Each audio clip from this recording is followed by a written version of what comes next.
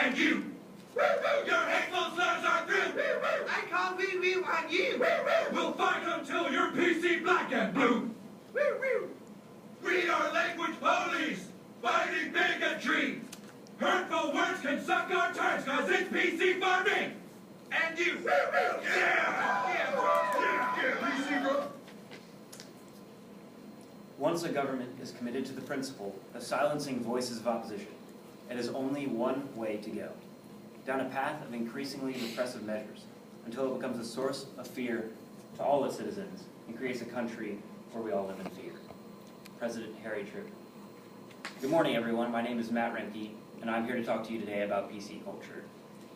This clip was from the 2015 season of South Park, a show which satirizes current events in our country, such as politically correct culture. This issue is incredibly relevant to us individuals. Can't click now. Great. One second.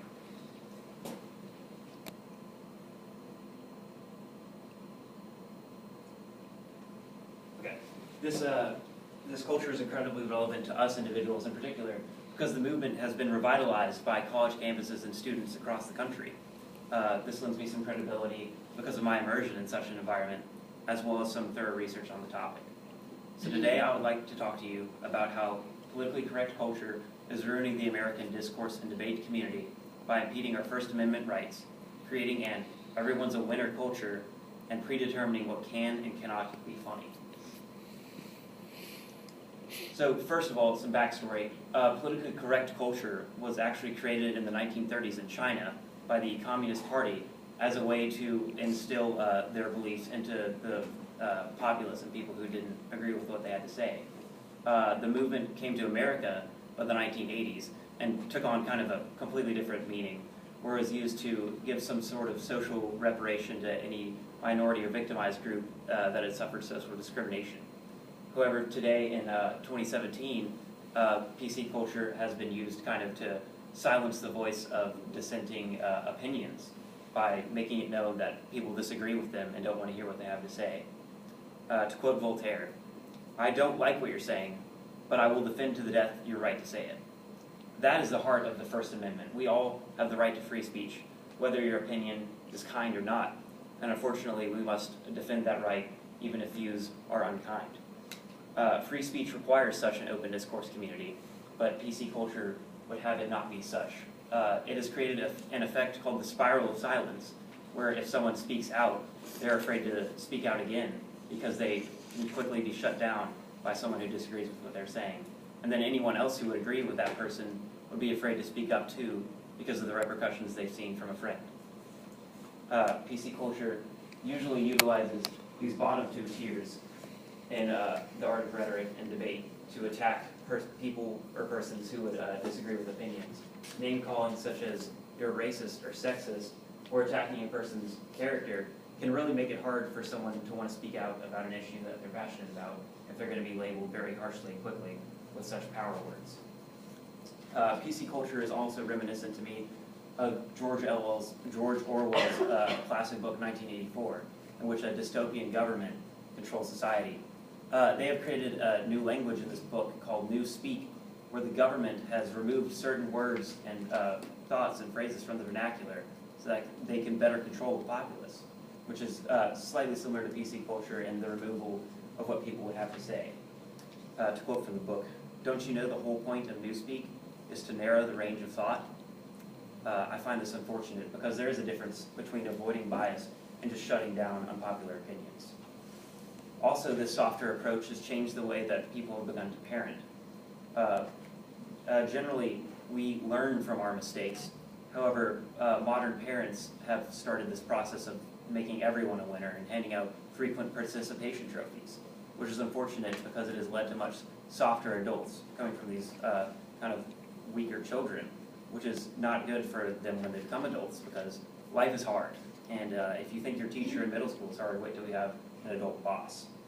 According to an article by Noreen Malone in New York's magazine, the kids are sort of all right. Self-esteem has been inflated by parents since about the 1970s and is really off the charts. So they become adults and approach adult life thinking that they will be handed things like they were in middle school. However, that is not the case. Other strange changes include the lack of red ink when grading papers now, because apparently it might hurt kids' feelings to see scary red markings, as well as the dropping of letter grades, because they hurt kids' feelings if they see that they have comparatively competed less well than their peers. Therefore, in conclusion, school may have done away with competition, but unfortunately reality has not. PC culture has also shrunk the potential of humor and comedy in performance. Raise your hand if you like stand-up comedians. Raise your hand if you like it when they come to campus. Well, unfortunately, a lot of them don't like coming to campuses anymore. Comedians such as Seinfeld and Chris Rock actually refuse to play at colleges anymore because of the conservative views of the students there. Not politically conservative, but socially, because we are too afraid of saying things on stage that might offend any minority group in the audience. This concern for offense, first of all, means that there is fewer potential for jokes, which I find sad because humor is very important.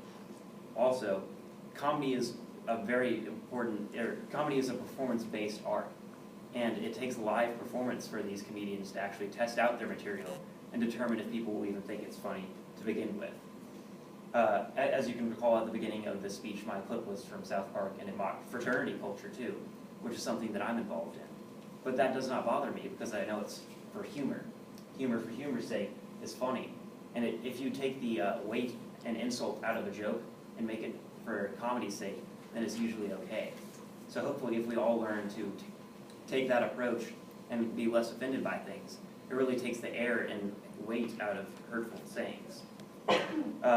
An article by The Atlantic, That's Not Funny, also says that our feelings about things being funny or not is due to the inheritance of 3 decades of identity politics.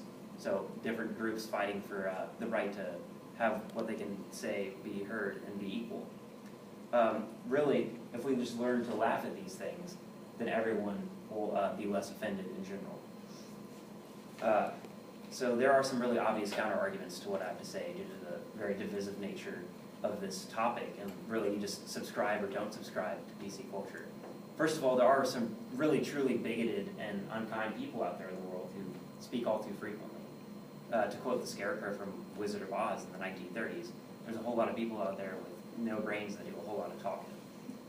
Unfortunately, the only real way to argue against these people is to be the better man and have better argument and be better people and talk more affluently and articulately and combat them in ways other than just general violence and nonsense.